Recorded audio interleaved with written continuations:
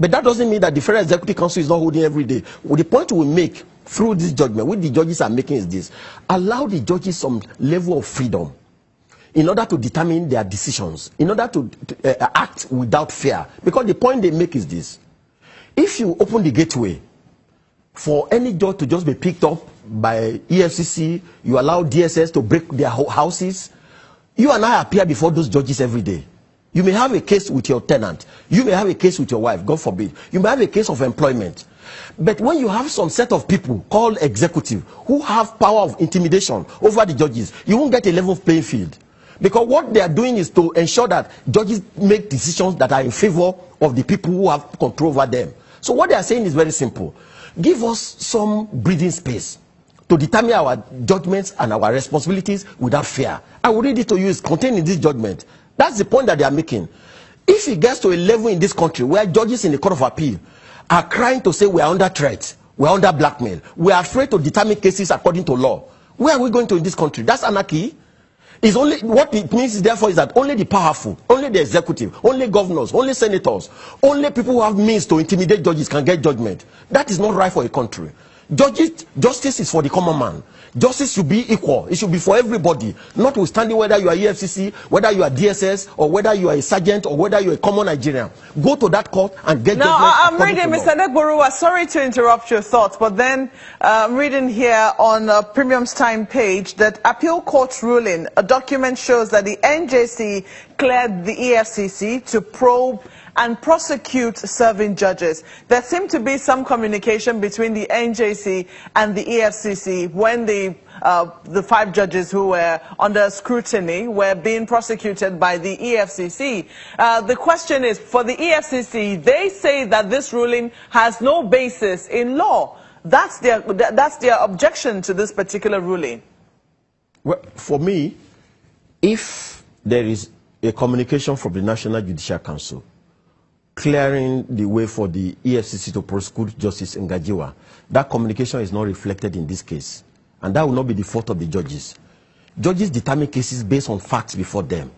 From the pages of this document that I've read since yesterday and I'm still reading now, like I opened to you, there is no indication that there was any communication between the NJC and the EFCC clearing Justice Ngajiwa for trial. In fact, that's the basis of the objection. So that may be a matter that is extraneous to this judgment. If there is such a communication, it should have been tendered before the judge. And you can't blame the judges because that is not before them now. Now, on the issue of whether or not the NJC is shielding judges, let me just take time, because it's important that you hear what the judges are saying.